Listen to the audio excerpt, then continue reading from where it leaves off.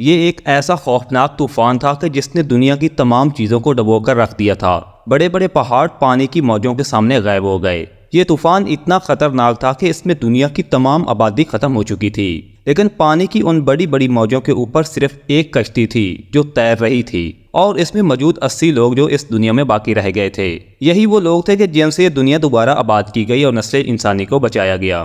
آج سے تقریباً 5000 سال قبل اس روئے زمین پر یہ طوفان کیوں آیا؟ وہ کشتی کس کی تھی اور وہ لوگ کون تھے جنہوں نے اس کشتی میں سوار ہو کر اس خطرناک طوفان سے خود کو بچا لیا تھا؟ اس ویڈیو میں ہم آج سے ہزاروں سال قبل آنے والے اس بڑے طوفان کے بارے میں جانیں گے جسے طوفان نوح کے نام سے یاد کیا جاتا ہے۔ حضرت آدم علیہ السلام کے دنیا میں آنے کے بعد ان کی اولادیں دنیا میں خوب پھلی پھولیں، لیکن ایک مدت گزر جانے کے بعد وہ لوگ اپنے بنانے والے کو یعنی اپنے خدا کو بھول چکے تھے، اور ایک خدا کی بجائے انہوں نے مٹی اور پتھر کے کئی بت بنا کر ان کی پوجا کرنی شروع کر دی تھی۔ اور نہ صرف ان کی عبادت گاہیں بتوں سے بھری پڑی تھی، بلکہ ہر گھر میں بت رکھے ہوئے تھے اور وہ ان سے مرادیں مانگا کرتے تھے۔ ابلیس نے بنی نوع انسان کو کفر و شرک میں مبتلا کر دیا تھا۔ لوگ حضرت آدم علیہ السلام، حضرت شیث علیہ السلام اور حضرت ادریس علیہ السلام کی تعلیمات بھلا چکے تھے۔ حضرت ادریس علیہ السلام کو وفات پائے سینکڑوں برس گزر چکے تھے، چنانچہ اللہ تعالیٰ نے اس قوم میں سے ہی ایک نیک اور عبادت گزار شخص یعنی حضرت نوح علیہ السلام کو ان کی طرف نبی بنا کر بھیجا۔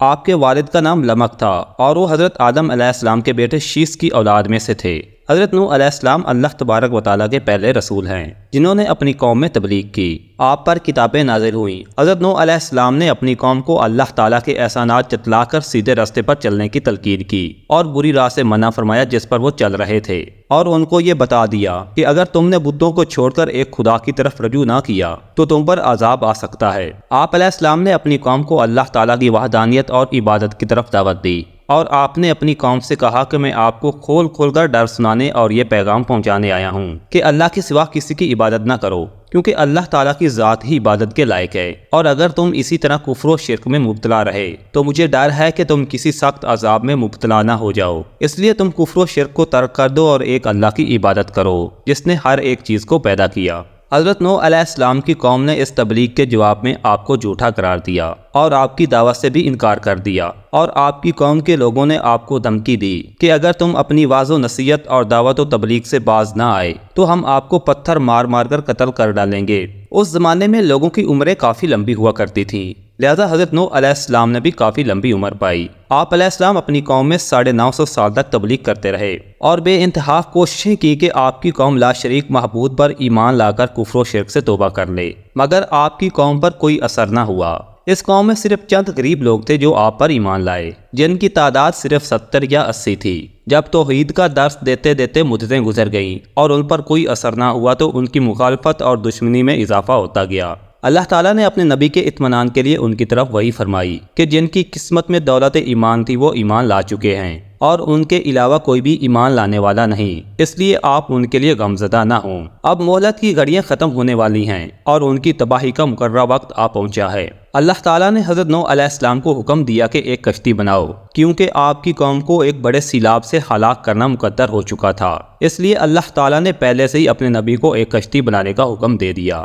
اللہ تعالیٰ کا حکم ملتے ہی نوح علیہ السلام کشتی بنانے کے لیے تیار ہو گئے۔ آپ نے لکڑیاں جمع کرنا شروع کر دیں۔ اللہ تعالیٰ نے اپنے نبی کو لکڑی کو کاٹ کر تختہ بنانے کے علم و ہنر سے نوازا تھا، لہذا آپ نے ان لکڑیوں کو کاٹ کر تختہ بنانا شروع کر دیا۔ جب نوح علیہ السلام کی قوم اور اس کے سرداروں نے آپ کو لکڑیاں کاٹتے ہوئے دیکھا تو وہ آپ کا مذاق اڑانے لگے اور کہنے لگے کہ کیا تم نبوت چھوڑ کر بڑھائی بن گئے ہو، اور یہ جو کشتی تم بنا رہے ہو کیا یہ زمین پر چلے گی؟ یہاں تو کوئی دریا اور سمندر نہیں۔ البتہ غرض یہ کہ طرح طرح سے آپ کا مذاق اڑایا جانے لگا، لیکن آپ نے صبر و استقامت سے کام لیا، اور آپ صرف یہی فرماتے کہ اے نافرمانو، آج تو تم میرا مذاق اڑا رہے ہو، لیکن اللہ کا عذاب طوفان کی صورت میں آئے گا تو پھر تب آپ کو حقیقت کا پتہ چلے گا، مگر افسوس کیونکہ اس وقت آپ کی کوئی معافی قبول نہیں ہوگی۔ جب عذاب الہی کا وقت قریب آ پہنچا تو اللہ تعالیٰ نے حکم دیا کہ ہر طرح کے جانوروں کا ایک ایک جوڑا اس میں رکھ لو، اور جو لوگ ایمان لائے ہیں انہیں بھی سوار کر لو، اور دیکھنا اب کسی کی سفارش نہ کرنا۔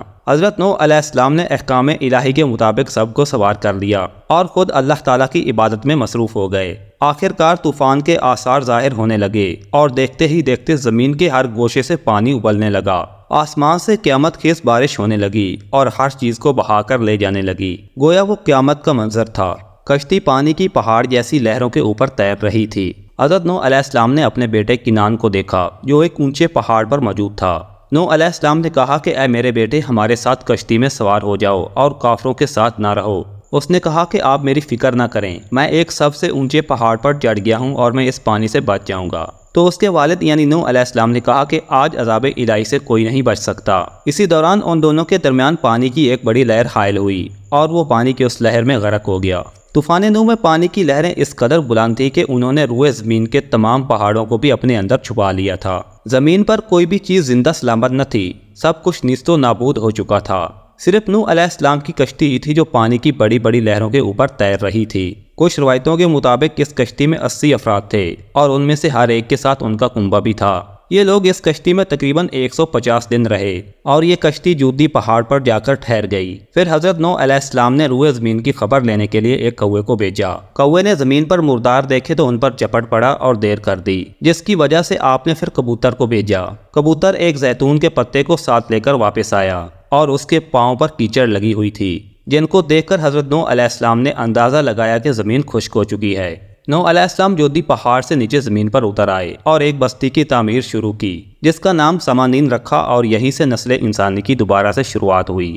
یونان، مصر، ہندوستان اور چین کی قدیم مذہبی کتابوں میں ایسی روایت تسلسل کے ساتھ بیان کی جاتی ہے جن میں ایک بڑے سیلاب کا ذکر ہے۔ زیادہ تر مذہبی کتابوں میں ایک کشتی کا تذکرہ ملتا ہے جس کے ذریعے بچ جانے والے انسانوں نے نسل انسانی کو باقی رکھا۔ سورۃ ہود میں اللہ تعالیٰ فرماتا ہے کہ اے نوح، کشتی سے نیچے اترو ہماری طرف سے سلامتی اور برکتوں کے ساتھ جو تم پر اور تمہارے ساتھ والوں پر رہیں گی، اور دوسری جماعت ہے جنہیں ہم دنیا میں فائدہ دیں گے اور پھر انہیں ہماری طرف سے دردناک عذاب پہنچے گا۔ بے شک یہ دنیا طوفان ہے، شیطان بھٹکانے والا ہے، اور انبیاء کرام کشتی نوح ہیں۔ جس نے ان کی پیروی چھوڑ دی وہ نوح علیہ السلام کے بیٹے کنعان کی طرح ہلاک ہوا، جبکہ اس طوفان سے محفوظ وہی رہے جو کشتی نوح میں سوار ہو گئے۔